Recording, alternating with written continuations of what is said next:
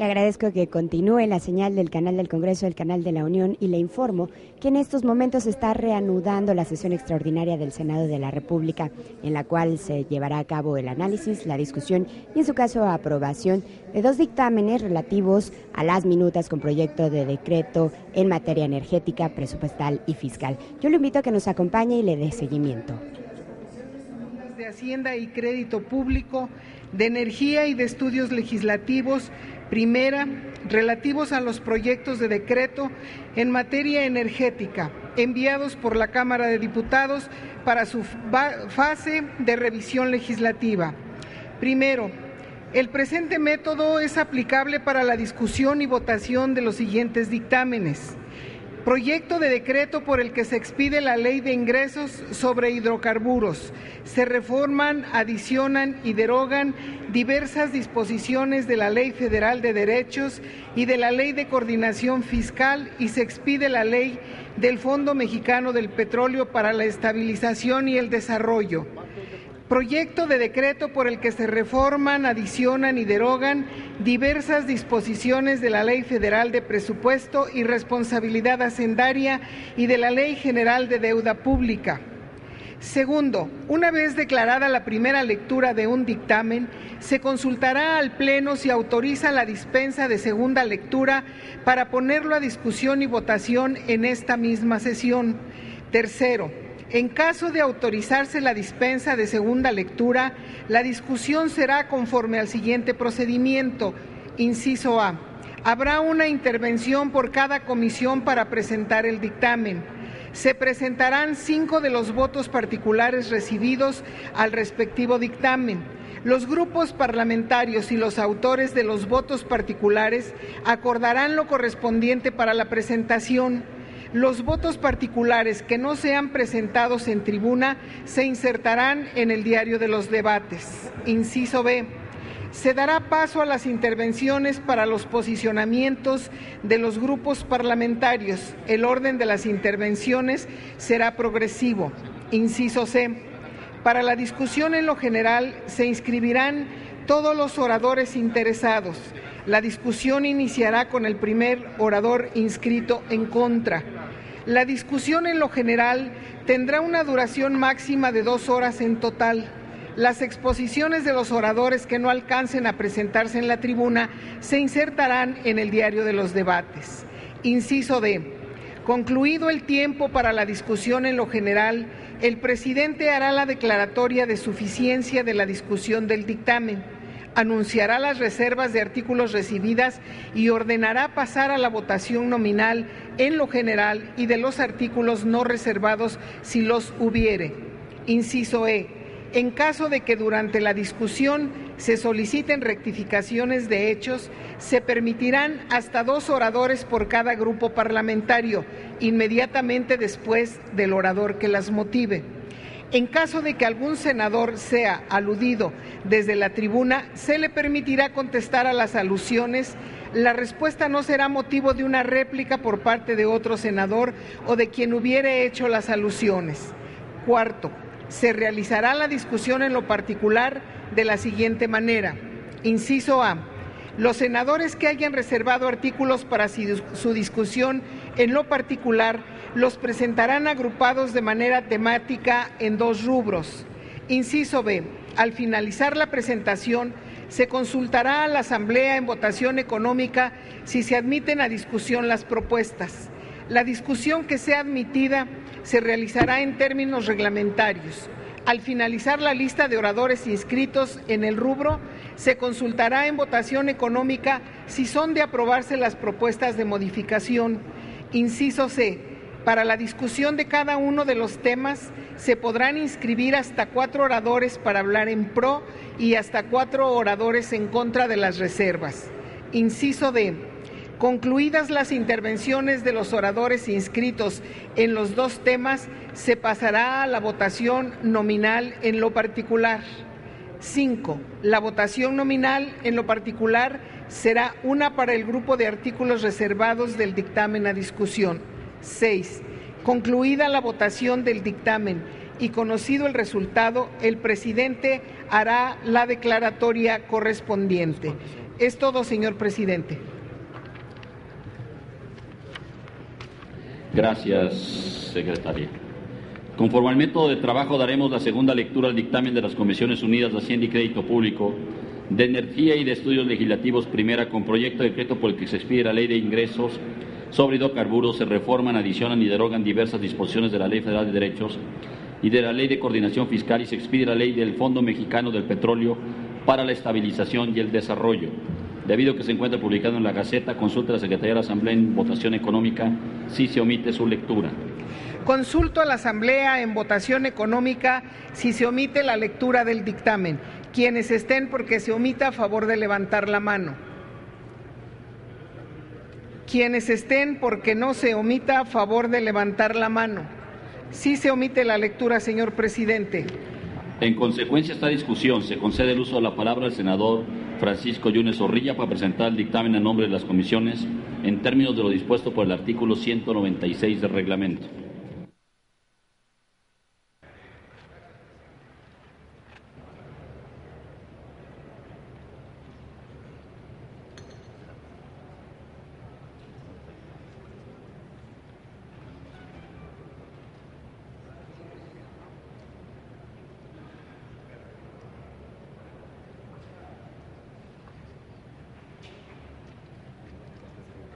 Muy bien. Muy buenos días. Saludo con mucho aprecio y con mucho respeto a las señoras senadoras y a los señores senadores integrantes de esta legislatura en la Cámara de Senadores, y me permito poner a consideración de los presentes la minuta con proyecto de decreto por el que se plantea expedir la Ley de Ingresos sobre Hidrocarburos.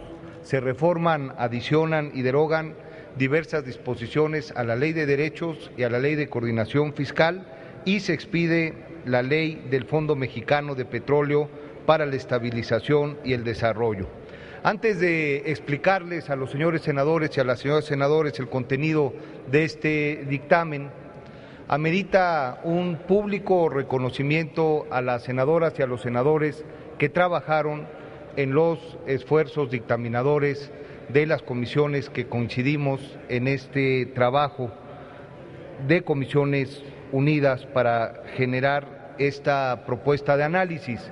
De manera puntual, para los integrantes de la Comisión de Hacienda, representa una especial oportunidad el habernos sumado al esfuerzo y al esquema que desde hace muchos meses senadoras y senadores sobre este tema habían instrumentado. Llegamos con mucha disposición y con gran reconocimiento a ese trabajo. Por eso reconocemos a las senadoras y a los senadores integrantes de la Comisión de Energía que preside el senador David Penchina, a las senadoras y a los senadores integrantes de la Comisión de Estudios Legislativos que preside el senador Gracia, y pusimos en este sentido un esfuerzo de dictaminación que permitió el análisis de la minuta que está a su consideración. Esta minuta, enviada por la colegisladora, expide la Ley de Ingresos sobre Hidrocarburos, que consta de 64 artículos, la Ley del Fondo Mexicano del Petróleo para la Estabilización y el Desarrollo, con 25 artículos. Asimismo, se reforman 5 artículos, se adicionan otros 2 y se derogan un total de 12 artículos de leyes de la Ley de Coordinación Fiscal y de la Ley de Derechos. Contiene más de 77 modificaciones realizadas por la Cámara de Diputados a las iniciativas enviadas por el Ejecutivo Federal en abril pasado. Esta minuta, que está a su consideración, expide una nueva Ley de Ingresos sobre Hidrocarburos que reduce de manera significativa la carga fiscal de Petróleos Mexicanos, con el objeto de permitirle operar bajo una estructura fiscal más equitativa al eliminar 3 de los 6 derechos aplicables actualmente a Pemex y conservar solo el pago por el derecho de utilidad compartida con una tasa aplicable del 65%. De la misma manera, se consideró que para maximizar la eficacia y la competitividad de la exploración y la extracción de hidrocarburos, debe de modificarse la estructura de los contratos de licencia de utilidad compartida y de producción compartida. Se incorpora de manera clara y precisa las funciones que corresponderán atender al Fondo Mexicano del Petróleo y a la Secretaría de Hacienda, así como la precisión de que los funcionarios que realicen estas instituciones respecto a la fijación, administración y verificación de aspectos financieros de los contratos no constituirán actos de autoridad. Y en cuanto a las relativas a la administración de los contratos, estos podrán ser impugnados en vías jurisdiccionales. Se adiciona un título denominado del impuesto por la actividad de exploración y extracción de hidrocarburos, cuya finalidad es resarcir a las entidades federativas y los municipios donde se realicen actividades de exploración y extracción de hidrocarburos los daños que estas actividades puedan producir en el medio ambiente y en la infraestructura de los mismos.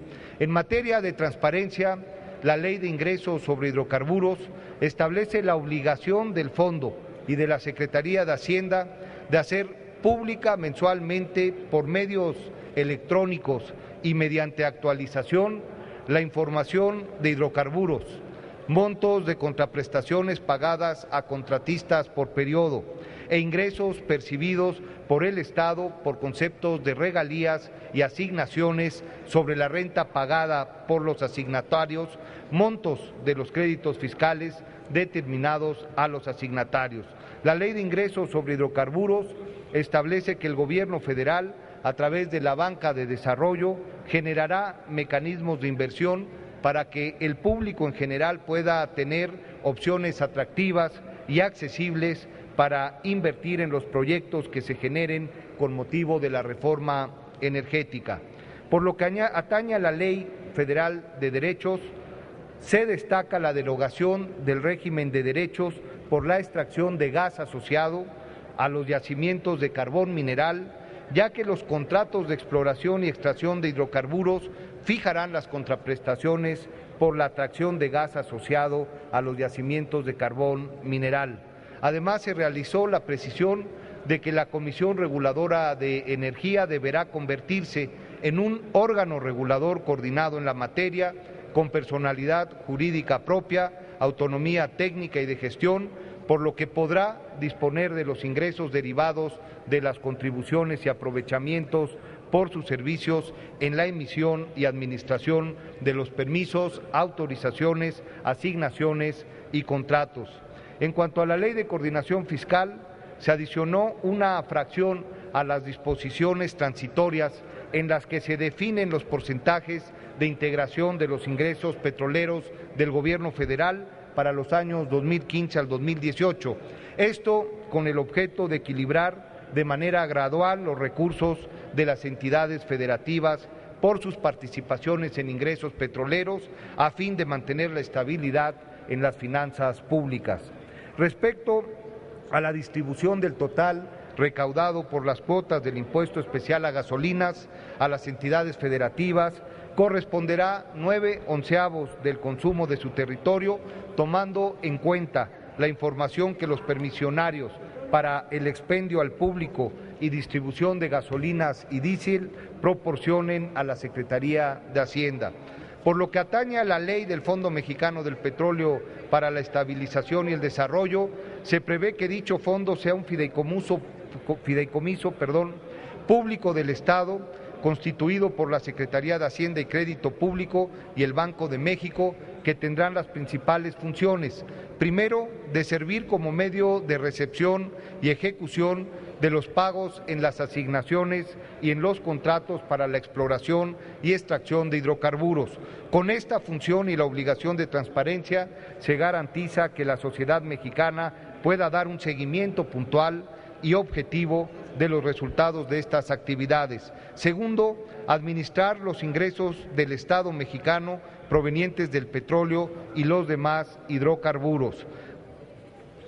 La colegisladora incorporó una mejor definición de las funciones que corresponderán al Fondo Mexicano del Petróleo, por un lado y a la Secretaría de Crédito Público por el otro. De esta manera se establece una estructura mínima con la que deberá contar el fondo. Para fortalecer, se ajusta la estructura del fideicomiso para dotarla de un comité técnico que estará integrado por 3 funcionarios del Gobierno federal y 4 consejeros independientes propuestos por el presidente de la República y ratificados por esta soberanía con las 2/3 partes de sus votaciones. Cada integrante del comité técnico durará de los consejeros independientes en un periodo de 8 años y solo podrá ser nombrado para nuevos periodos si existió suplencia no mayor a los 3 años. Se establece la integración del patrimonio del Fondo Mexicano del Petróleo, así como la prohibición de disminución de su patrimonio. Asimismo, se generan condiciones de reservas en fondos de ahorro de largo plazo para generar condiciones de inversión productiva en el tiempo. Lo anterior incluye las transferencias que se realicen de conformidad con los montos aprobados por la Cámara de Diputados para el uso de los recursos cuando la reserva del fondo sea mayor al 3% del Producto Interno Bruto. Con este fondo se cumple con una de las más importantes y puntuales aspiraciones que, vinculado a los ingresos petroleros, han existido a lo largo de mucho tiempo: orientar los recursos provenientes de esta actividad a condiciones de ahorro de largo plazo y a inversión productiva, con el objetivo primario y fundamental de generar inversión de capital y particularmente capital humano.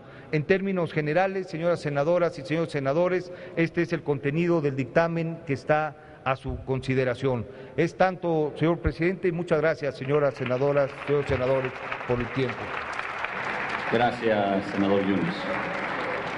Tiene el uso de la palabra el senador Manuel Bartlett Díaz para presentar moción suspensiva.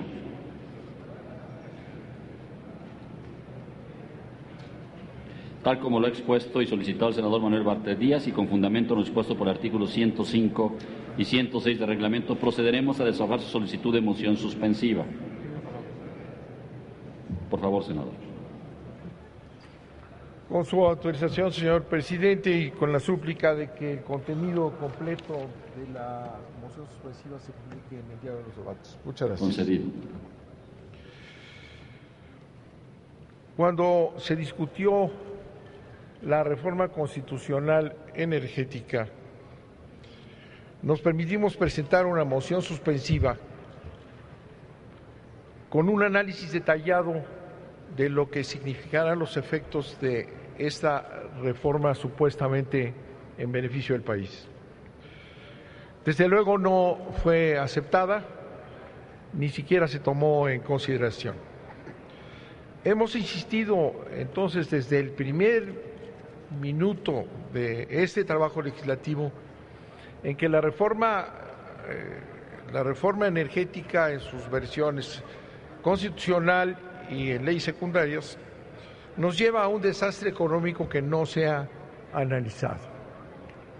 El tema principal o el objetivo principal que se persigue en todos los documentos, y se repite una y otra vez, el objetivo principal establece que esta reforma tiene por objeto obtener mayores recursos para el país.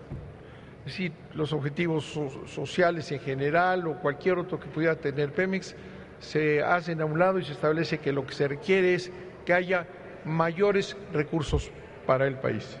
Y sin embargo, nunca se ha explicado de dónde van a salir esos recursos adicionales, sino al contrario, el análisis que hemos hecho es que esta reforma implica un salto al vacío y que no existe de ninguna manera un análisis económico que permita pensar que va a tener beneficios al país. La esencia de la reforma constitucional es, lo hemos dicho, quitar la exclusividad del Estado en la explotación del petróleo y por lo tanto quitarle a Pemex el carácter de empresa de la nación y abrir la participación de las empresas transnacionales en la explotación del petróleo. Bueno. La apertura implica, según se dice, establecer una competencia entre Pemex y las empresas transnacionales. Sin embargo, no está planteado así en el fondo, sino está muy claramente establecido que esta transformación que se va a dar, si bien se aplica en un régimen fiscal que establece una dualidad inaceptable, porque para las empresas privadas extranjeras establecen un sistema fiscal especial beneficioso a las empresas, como se dice que se maneja a nivel internacional, y por lo que respecta a Pemex se le mantiene en la misma situación de una empresa extractiva. Entonces hay una diferencia de porcentajes y de régimen fiscal que es absolutamente injusto en contra de petróleos mexicanos, por lo cual se ha dicho aquí muchas veces que no es cierto que se fortalece a Pemex, sino al contrario, a Pemex se le debilita. Pemex ha venido sosteniendo el presupuesto, lo decimos, y una de las razones y argumentos en relación con la reforma es que esto deje de ser así. Sin embargo, tanto en la iniciativa del presidente como en el régimen fiscal que ahora nos manda la Cámara de Diputados, resulta que Pemex sigue exactamente igual como ha estado, con una diferencia de unos cuantos puntos, y va a tener que seguir aportando, y aquí lo señalamos, el 5 punto tantos del PIB que ha venido aportando hasta hoy al presupuesto. O sea, que la apertura se da de inmediato, se abre a la inversión extranjera, pero con dos sistemas diferentes de fiscales. Y eso nos llevaría a hacer el análisis que hemos presentado y que es muy sencillo, ¿verdad? Lo primero que sostiene la reforma es que se va a tener más petróleo y por tanto podemos tener más recursos, va a haber más explotación de petróleo y habrá más ingresos. Esto se hace pues sin tener ninguna seguridad de que eso va a ocurrir, porque los propios planteamientos de la Secretaría de Energía, como son la estrategia general que ha mandado en los 2 últimos años, la estrategia general de producción y de explotación del petróleo, establece que México debe de crecer de 2,5 millones de barriles diarios a 3,5 millones de barriles diarios. Dice, y con base en ese cálculo habrá más petróleo y por tanto más dinero. Sin embargo, esta hipótesis es totalmente falsa, porque eso está basado en la idea de que hay recursos pero que no están probados. Entonces, ese famoso incremento en la producción del petróleo no existe y por tanto la apuesta es absurda. No se puede pensar que sobre reservas prospectivas, que en general en la industria petrolera no se les da más valor que un 10% máximo a las supuestas reformas prospectivas, entonces eso será lo que nos llevaría a obtener 1 millón o 1,5 millones de barriles más. Pero la esencia del problema fiscal que representa y que hemos nosotros hablado de que va a generar sin duda alguna un hoyo fiscal que va entre 200,000 millones a 800,000 millones, está basada precisamente y en las sumas que hacemos aquí, que hemos entregado, en que si bien Pemex continuara aportando lo mismo, si está yendo lo mismo y aportando lo mismo, ¿verdad?, se podría sostener el presupuesto en los términos que se encuentran. Pero si empieza a reducirse la participación que da esos recursos, de acuerdo con la propia reforma, entonces empieza a reducirse la capacidad del propio Pemex de entregar los recursos que se le exigen y que lo vamos a ver con todo detenimiento en la presentación del fondo del Fondo del Petróleo, que es otra quimera en relación con esta respuesta. Entonces, en la medida en que con esta diferencia de regímenes fiscales, en la medida que Pemex vaya extrayendo menos petróleo, ¿verdad?, va el Estado mexicano recibiendo menos recursos, porque el régimen fiscal de las empresas privadas representa una cantidad claramente inferior a lo que representaría Pemex. Entonces, este camino nos lleva, y ese es el análisis que hemos hecho, y es lo que recomendamos a los senadores y diputados que vean, cómo el planteamiento mismo nos lleva a un grave problema financiero, es decir, que consiste en ese cálculo que se hace entre lo que puede ir avanzando la participación de las empresas petroleras extranjeras en relación con Pemex, pues se va cayendo la capacidad de Pemex de aportar, y sin embargo se le sigue considerando exactamente con el mismo sistema fiscal con lo que se ha venido explotando a Pemex de una manera inicua. De manera que yo vuelvo a insistir en que es absolutamente indispensable que se tome en consideración que este planteamiento que se hace, que es retórico y falso, nos va a llevar sin duda alguna a una crisis fiscal grave y a un hoyo fiscal que calculamos, aquí están los datos, que calculamos puede ser entre 200 y pico mil millones y 800 mil millones.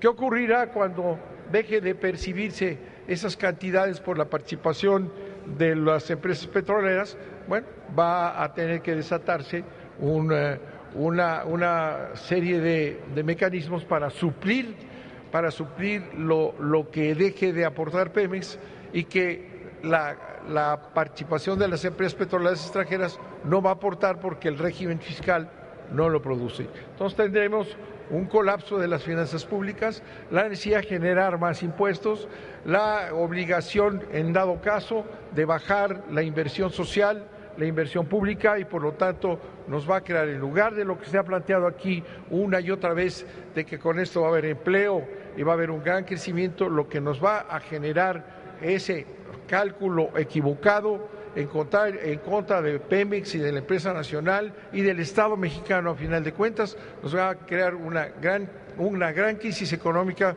y por lo tanto mayor pobreza y mayor desigualdad en este país.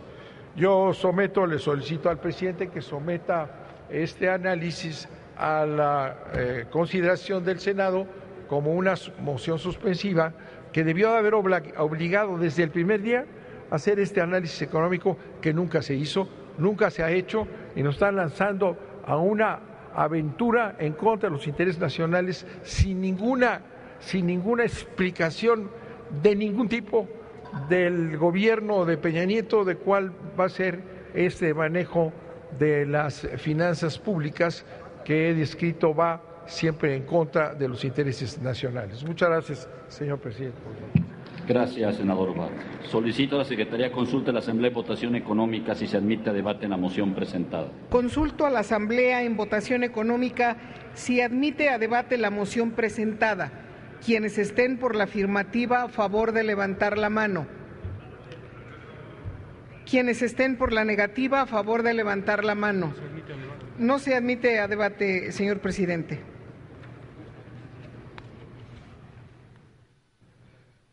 Pasamos al desahogo de votos particulares. Informo al Pleno que se encuentran publicados en la Gaceta y el senador David Monreal Ávila entregó hoy su voto particular y está a su disposición el monitor de sus escaños. Ahora, para cumplir con el desahogo de los mismos con fundamento en lo dispuesto por el artículo 199 del reglamento, harán uso de la palabra los senadores Dolora Padierna Luna, David Monreal Ávila, Mario Delgado Carrillo, Zoé Robledo Aburto, Benjamín Robles Montoya y Fidel de Médici Hidalgo para presentar su respectivo voto particular hasta por 10 minutos. Y le pediría a la secretaria si le da lectura a las 3 puntualizaciones del método en desahogo que tiene que ver con la hora, para darle certeza a las senadoras y senadores del cumplimiento de nuestro acuerdo durante esta sesión. Algunas aclaraciones sobre el método de trabajo. Procedo a algunas aclaraciones sobre el método del trabajo. La primera dice así. La primera dice así: la discusión en lo general no podrá prolongarse más allá de las 19 horas del día. Si existieran exposiciones no presentadas en la tribuna, se insertarán en el diario de los debates. Segunda aclaración. El numeral 4. Numeral 4. Inciso A. Inciso A. Los senadores que hayan reservado artículos para su discusión en lo particular los presentarán agrupados de manera temática en 3 rubros. Inciso C. Para la discusión de cada uno de los temas se podrán inscribir hasta 3 oradores para hablar en pro y hasta 3 oradores en contra de las reservas. Es todo, señor presidente. Gracias. Para puntualizar, votamos a las 7 de la noche porque empezamos a las 12 y no a las 11. 2, en vez de 4 oradores a favor y en contra como el día de ayer, son 3 y 3. Y los temas no son 2, son 3. Esos son los distingos del día de ayer. Tiene el uso de la tribuna la senadora Dolores Padierna Luna para presentar su voto particular hasta por 10 minutos. Por favor, senadora.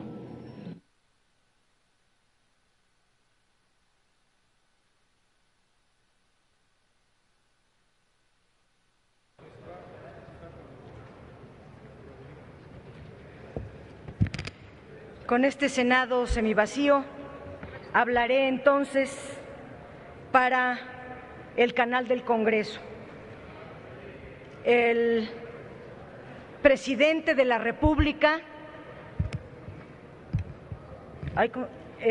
Peña Nieto, fue muy claro al señalar que un elemento esencial de su propuesta de reforma energética era dotar a Pemex de un nuevo régimen fiscal. Dijo textualmente, y lo tengo ahí grabado en video y en audio, pero todos lo recordamos, dijo textualmente que no podía haber una reforma energética exitosa sin un nuevo régimen fiscal para Pemex. Pero su iniciativa que nos mandó el pasado 30 de abril, el Ejecutivo plantea un régimen fiscal completamente confiscatorio, más regresivo que el actual. Se mantiene casi igual el régimen de derechos. Se establece que a partir de 2015 Pemex deberá tributar el impuesto sobre la renta adicional al régimen de derechos al que estará sujeto, y se establece una nueva carga fiscal consistente en el pago de un dividendo estatal que hoy día no paga y que viene en la ley en forma discrecional y va a merecer un punto muy específico por su gravedad. Queda claro entonces que el presidente de la República mintió al pueblo de México en marzo cuando presentó su reforma energética, que su verdadera visión sobre el régimen fiscal de Pemex es no solo mantener la carga fiscal depredadora que ha venido matando a la empresa principal del país, sino que le adiciona nuevas cargas fiscales, nuevas contribuciones. En una visión privatizadora, también el secretario de Hacienda, Luis Videgaray, dijo que una reforma energética exitosa implica un régimen fiscal que impida que se le ahogue a Pemex, pero la reforma que nos trae, y él mismo la planteó, ahogan a Pemex con nuevas cargas fiscales, y esto es en realidad lo que está en la verdadera intención del gobierno, es desaparecer a la empresa privada, Pemex, y convertirla a privada. En 2013, Pemex generó un rendimiento antes de impuestos y derechos, ya considerando las pérdidas de refinación y petroquímica, a las cuales me voy a referir en otro momento, de 694,000 millones de pesos, es decir, un 43.2% de sus ingresos totales por ventas. Se le cobraron 865,000 millones de pesos de impuestos y derechos, un 124% de su rendimiento, y el 53 representa el 53.8% total de sus ventas, ocasionando una pérdida de 170,000 millones de pesos. Entre 2012 y 2013, los impuestos y derechos tuvieron una relación similar y ninguna tomó en cuenta las necesidades de inversión. Por eso, cuando el secretario de Hacienda, Luis Videgaray, en agosto de 2013, que iba a entregar el paquete económico, habló de una serie de características que tendría el nuevo régimen fiscal de Pemex y dijo él que Pemex tendría recursos necesarios para cubrir sus costos de operación, sus necesidades de capital para las actividades de exploración y extracción, y se mantendría un esquema de regalías y derechos, pero serían más moderados que los que actualmente paga Pemex en la actualidad. Ahora, después de que ya se votó la reforma constitucional, ahora ya tenemos la verdad. Y esta verdad es muy grave porque a México se le recetó una reforma energética falsa ante los medios de comunicación y ante el pueblo de México, y otra es la que presentan en las leyes. Ahora la que nos presenta en estas leyes son más gravámenes para Pemex, una relación más irracional con el fisco. Es un absurdo régimen fiscal de derechos, agravado ahora con un impuesto sobre la renta y agravado todavía más con un dividendo, un nuevo derecho de exploración, un nuevo impuesto por extracción de petróleo y exploración. Está frente a ustedes una tabla donde la Cámara de Diputados nos envió esta minuta y hoy está ante ustedes en dictamen. Suprimió la Cámara de Diputados 6 derechos. Aquí vienen contabilizados en cero, se suprimen 6 derechos, pero solamente de nombre, porque los montos los acumula con otros derechos con un nombre diferente. Están aquí un nuevo derecho por utilidad compartida, que es de 606,000 millones de pesos, otro por utilidad de extracción de hidrocarburos, que es de 147,000 millones de pesos. Aún así, podría decirse que pudiera ser más benéfico que el actual.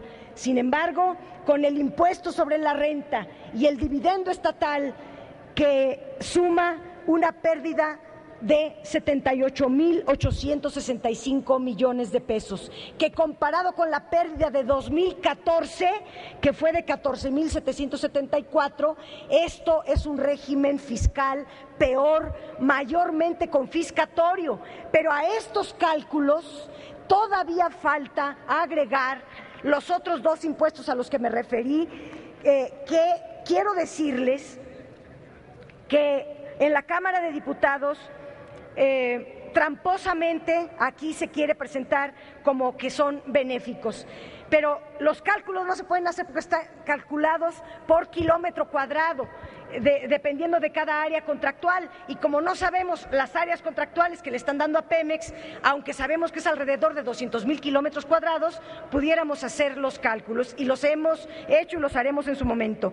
Pero la Cámara de Diputados dijo que ahora cambiaría este derecho de utilidad compartida, que el Ejecutivo lo traía en 71% y lo baja a 68%, o sea, ayuda a Pemex en carga fiscal. Y también la Cámara de Diputados alivia el tema de Pemex porque el Ejecutivo quería cobrar una deducción solo de alrededor de un 12% y los diputados lo suben las deducciones a 12,500%. O sea, 11.785% era el del Ejecutivo y la Cámara a 12.500% lo estableció. Esto ayuda a Pemex porque sí, pero estos dos beneficios para Pemex no aplicarán para todo este sexenio. De acuerdo al segundo transitorio de esta ley de ingresos sobre hidrocarburos, a Pemex se le comenzará a cobrar hasta el 2019, mientras que ese régimen fiscal será para el próximo sexenio, el bondadoso, pero en el actual, en el del 2015 al 2018, tendrá la carga fiscal que estamos comentando. O sea que los pocos beneficios que logró la Cámara no aplican para este sexenio. A ver si el otro gobierno, vayan ustedes a saber quién sea, si lo compra el PAN o lo compra el PRI, no sabemos. Sí, entonces se pudiera hacer cargo de esto que aprueban ahora los diputados. Paso a la siguiente lámina, que es lo que le cobran a los privados. Y a los privados les ponen cargas fiscales muy ligeras, tomando en cuenta 100% para Pemex o para los privados, teniendo un costo de producción semejante para Pemex y para los privados de 25.27, una regalía que solo se cobra a los privados, un derecho de extracción que solo se le cobra a Pemex, un derecho de utilidad compartida que solo se le cobra a Pemex, eso no se le va a cobrar a los privados. Habría una utilidad bruta muy chiquita para Pemex de 3.86. En cambio, para los privados, su utilidad sería muchísimo mayor, de 74.73. Quitando el impuesto sobre la renta, quitando el dividendo estatal, entonces hay un remanente neto de pérdidas para Pemex de 5.69 y de una ganancia para los privados de 52.31. En total habría una pérdida para Pemex y una ganancia para los privados. Gracias. Pero lo más grave, senadoras y senadores, no es cuánto poquito se le cobra, sino todos los beneficios que se le dan a los privados. Además de las pocas cargas fiscales, en la Ley de Ingresos sobre Hidrocarburos se le permite consolidar, se le permite tasa cero de IVA. Lo que no le quieren dar a los pobres en alimentos, sí se lo van a dar a las petroleras, que tendrán jugosísimas ganancias. Y encima de eso, los contratos están basados en un concepto que se llama de utilidad operativa. Y el concepto de utilidad operativa se define, es la que resulta después de descontar las regalías, los costos, los gastos, las inversiones. Lo que resulta, eso se llama utilidad operativa, que haciendo los cálculos es una utilidad muy minimizada. El cuarto transitorio de la Constitución que ustedes aprobaron establece que los contratos, dice, todos los contratos deben maximizar los ingresos para la nación. Y la Ley de Hidrocarburos no quiso definir qué cosas son los contratos, qué características tiene cada contrato, cómo es cada tipo de contrato, para que en la Ley de Ingresos sobre Hidrocarburos, conforme a las características de cada uno, se supiera cómo cobrar los impuestos. Pero en la iniciativa de Ley de Ingresos sobre Hidrocarburos se establecen regímenes fiscales muy leves para los privados.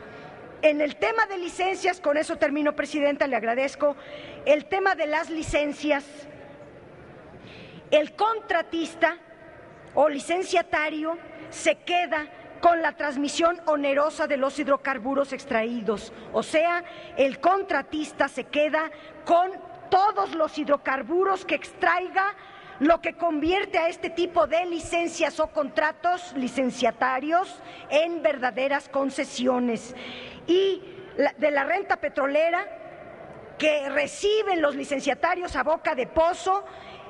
Los licenciatarios pagan al Estado solo estos 4 conceptos que considera esta ley de ingresos sobre hidrocarburos, y todo el remanente de petróleo se lo queda.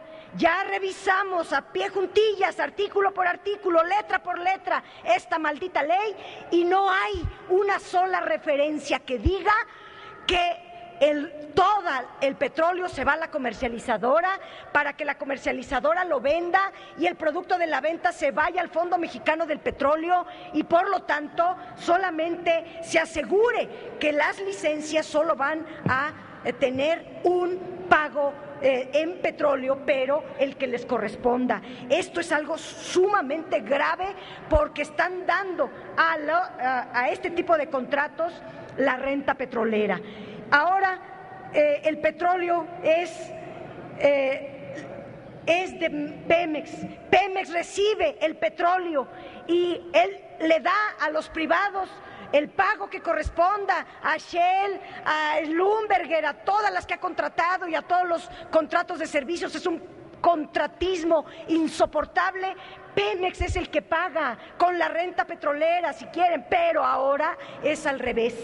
Los licenciatarios se quedan con el petróleo y le dan una bicoca al Estado. Esto viola la Constitución que ustedes aprobaron en diciembre, porque ustedes pusieron en el artículo 4º transitorio que los contratos arrojarían la máxima utilidad para el Estado, cosa que está contraviniéndose en la ley de ingresos sobre hidrocarburos. Son muchos los temas, volveremos cuantas veces sea necesario, y lo quiero advertir, aunque vacíen el auditorio, hay muchos temas que aclararle a la población. Lo termino diciendo que una cosa son sus discursos, una cosa son lo que dicen y otra cosa es lo que dice la ley, otra cosa es lo que escriben, y para efectos prácticos lo que cuenta es lo que se escribe, no sus discursos falsos. Tiene el uso de la palabra para presentar su voto particular el senador Zoé Robledo.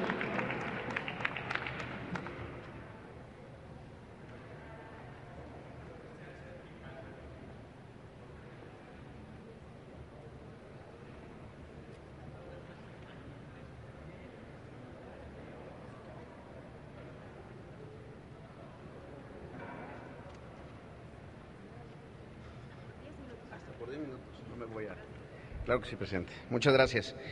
Con su permiso, senadora presidenta, compañeras y compañeros senadores, permítanme presentar este voto particular leyendo de manera textual algunos artículos del llamado Fondo Petrolero. Dice el artículo 47. Se crea el Fondo Social de naturaleza contable y financiera con la finalidad de construir una fuente de recursos para el desarrollo social y regional en forma de programas y proyectos en las áreas de combate a la pobreza y para el desarrollo en materia de educación, cultura, deporte, salud pública, ciencia y tecnología, medio ambiente y mitigación y adaptación al cambio climático. Artículo 48. El Fondo Social tiene como objetivos: 1. Construir un ahorro público de largo plazo basado en los ingresos obtenidos a la Federación. 2. Ofrecer una fuente de recursos para el desarrollo social y regional.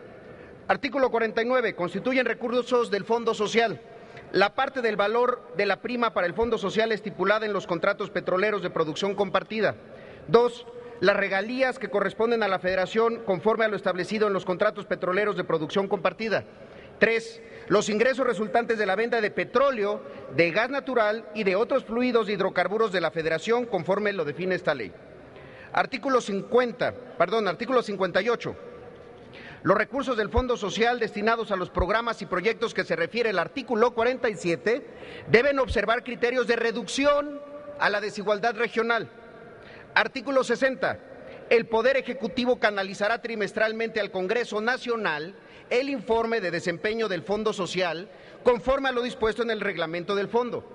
Y permítanme sobre el mismo tema destacar algunos artículos de un ordenamiento complementario del Fondo Social. Artículo 1. Esta ley dispone el destino de las áreas de educación y salud de una cuota por explotación de petróleo y gas natural. Artículo 2. Para fines de cumplimiento de la meta prevista en la Constitución, serán destinados exclusivamente para la educación pública, con prioridad para la educación básica y para la salud, los siguientes recursos. 1. Los ingresos de los órganos de la Administración Federal provenientes de los contratos celebrados por producción petrolera en la plataforma continental, en el mar territorial o en la zona económica exclusiva. La Federación, los estados, el Distrito Federal y los municipios aplicarán los recursos previstos en este artículo en un monto de 75% en el área de educación y 25% en el área de salud. Segundo, los ingresos petroleros de los estados y del Distrito Federal y de los municipios provenientes de las regalías y de la participación especial relativas a contratos celebrados bajo los regímenes de concesión, de cesión onerosa y de producción compartida cuando la producción ocurra en la plataforma continental, en el mar territorial o en la zona económica exclusiva. Y tercero, el 50% de los recursos recibidos por el Fondo Social hasta que sean cumplidas las metas establecidas en el Plan Nacional de Educación. Artículo tercero. Los recursos de las regalías y la participación especial destinadas a la Federación provenientes de los campos petroleros bajo el régimen de concesión del horizonte geológico denominado presal serán destinados integralmente al Fondo Social. Artículo cuarto. Los recursos destinados para las áreas de educación y salud que se establecen en el artículo segundo serán aplicados adicionalmente al mínimo obligatorio previsto en la Constitución. Compañeras y compañeros, estos son compromisos sociales explícitos, están en la ley, son decisiones legislativas que efectivamente vinculan las ganancias de la renta petrolera a objetivos nacionales de combate a la pobreza, de combate a la desigualdad, de una campaña y una plataforma completa de combate a la baja educación y a el acceso a la salud. Son disposiciones que son viables y son disposiciones como las que México necesitaría. Lamentablemente, esto no es lo que dice el Fondo de Estabilización, conocido como el Fondo Petrolero, que se está aquí a punto de aprobar. Estas que les acabo de leer son las disposiciones de las leyes 12.858 y 12.351 de la República Federativa de Brasil, publicadas en el Diario Oficial de la Unión en septiembre de 2013 y diciembre de 2010, respectivamente. Aquí, en estas leyes, sí se demuestra que un fondo social es posible, que un fondo social es útil. Ayer, en este salón de sesiones, conversaba yo con un senador, amigo mío, y él me decía, es imposible etiquetarlo por ley. ¿Y cómo lo hicieron los brasileños? ¿Por qué ellos sí pudieron hacerlo y nosotros no? Esa sería mi pregunta. Me parece que hay un modo, sí hay un modo, de destinar una proporción de la renta petrolera, incluso de yacimientos tan importantes como los del Presal en Brasil, que según algunas estimaciones, alcanzaría en 2007 a una producción de 1 millón de barriles diarios. Para darnos una idea, Cantarell llegó a producir 2.2 millones de barriles por día, es decir, casi la mitad. Y del Presal le dedican al fondo de manera exclusiva toda la renta de su producción. Por eso, compañeras y compañeros, la fórmula en la que hemos insistido en el PRD es esta. Es la de establecer un objetivo claro de la reforma energética, un objetivo claro de beneficio a los mexicanos. Es muy distinto decir que con las ganancias petroleras se va a combatir la pobreza y la desigualdad, o decir que se va a impulsar decididamente la educación, la salud, la cultura, el medio ambiente y prepararnos para el cambio climático y hacer un compromiso firme y hacer un compromiso que esté en la ley. Eso a decir simplemente que con la reforma energética y con el fondo se busca reducir importaciones de gasolina, que se busca reducir importaciones de gas y prometer empleos, crecimiento económico y no dejar constancia de ello en la ley. Ayer un senador decía en la reunión de comisiones, se van a generar empleos y para eso necesitamos inversión. Yo le preguntaría ¿cuántos? Yo le preguntaría ¿cuándo? Porque esas son las preguntas que se están haciendo afuera la población y todavía no tenemos una respuesta clara. El compromiso social, compañeras y compañeros, es una visión de Estado. Las promesas son solo eso, promesas, palabras, cálculos, supuestos, buenas intenciones de una administración que además pues tiene una fecha de caducidad. Esta era la oportunidad y el Fondo Mexicano del Petróleo para la Estabilización y Desarrollo solamente quedó con una visión muy reducida de tesorería, un instrumento para la contabilidad y esperemos que también para la transparencia, pero su diseño está vinculado a otros valores, está vinculado a servir como garante de las finanzas del gobierno federal. Es un instrumento a favor del gobierno, no es un instrumento a favor de la sociedad. Por eso el Fondo Petrolero Mexicano es, a diferencia de este fondo social en Brasil, no es solamente su nombre, es la ruta. El nuestro es el camino largo, con infinidad de obstáculos, con infinidad de temas que no están en las manos ni siquiera de los mexicanos, como los precios internacionales, y además con infinidad de intermediarios para hacerlo llegar a su fin social. Muchos hablaron al inicio de toda esta discusión, no del proceso legislativo, desde que se presentó la reforma constitucional, hablaron y pusieron la experiencia brasileña como una fuente de inspiración de la reforma mexicana, que Petrobras era un modelo a seguir para Pemex, pero esa no se está cumpliendo en la parte más importante, donde se debió haber cumplido, en el fondo social. Aquí me parece que la omisión es un error que va a salir muy caro, porque al no incorporar esta visión del fondo social, pues simplemente se quedará con la visión reducida. El planteamiento y la visión de transformación de Pemex, de la reforma energética modernizadora que presentó el PRD, tenía que ver justamente con esto, que la renta petrolera fuera para beneficio de los mexicanos y no del gobierno de México. Es así de sencilla la diferencia de visiones que tenemos en este aspecto. Por eso, compañeras y compañeros, me parece que hacer una reforma tan importante como la energética y no dotarla de un contenido social explícito es lo que abre a la sospecha de para qué es entonces esta reforma. Porque lo que queda claro es que es una reforma que va a permitir enormes negocios privados. Y eso puede ser incluso positivo, pero si esos negocios privados no tienen desde el Estado una regulación y un destino social implícito en sus ganancias, entonces la reforma energética se quedará hasta ahí. Y la respuesta a reforma energética, ¿para qué? Sigue en el aire. Lo que ha quedado claro es para qué no es esta reforma. Y a mí me parece que con la legislación del fondo queda claro que la reforma no es para combatir la pobreza, no es para combatir la desigualdad, no es para dar una batalla nacional a favor de la salud o de la educación. Yo, como chiapaneco, sigo sin estar satisfecho con las respuestas que da esta ley del fondo petrolero para poder vincular la reforma energética a objetivos sociales que estuvieran de verdad explícitos, claros, transparentes y que además abonarían mucho a que esta reforma contara con algo que no cuenta, con un respaldo y consenso social. Por eso, hoy más que nunca es importante decir, a los mexicanos no se les va a olvidar que perdimos esta oportunidad. A los mexicanos, quizá, como dice allá afuera, no perdonarán que los representantes de sus estados hayan perdido esta enorme oportunidad. Finalmente, quiero agradecer al Centro de Estudios Internacionales Gilberto Bosques del Senado de la República por su apoyo en la traducción de estas leyes brasileñas. Muchas gracias, es cuanto. Gracias, senador. Tiene el uso de la palabra el senador Mario Delgado Carrillo para presentar su voto particular. Hasta por 10 minutos.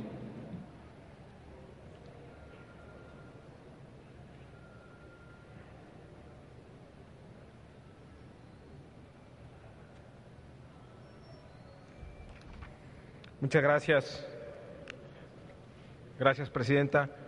Compañeros, compañeras, qué lástima que esté prácticamente vacío este pleno en un tema tan relevante, tan importante para el país, porque finalmente llegamos a la ley que es la vinculación entre el petróleo y la caja del gobierno.